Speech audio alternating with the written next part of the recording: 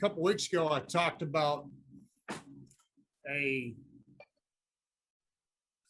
little light you can attach, using this cheap Harbor Freight tool.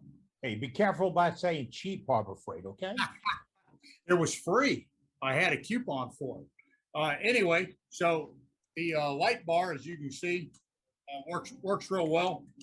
You got this free magnetic light from Harbor Freight, and all I did was I just literally disassembled the light, attached the wire long enough that I can keep it out of the way on my lathe, and then soldered it all back together. On the back side here, a couple little magnets, hot melt glue on the back of it, fits on the back of my tool rest.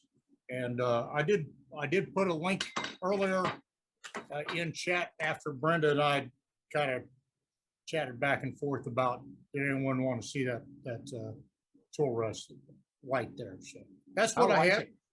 I like it. Thank you for sharing that. It wasn't the $70 one that I see on some of the places, and it's not the remote control one that Cade had that he showed last week during his demo, which, by the way, is awesome. But like you, Eddie, I do things on the cheap when I can.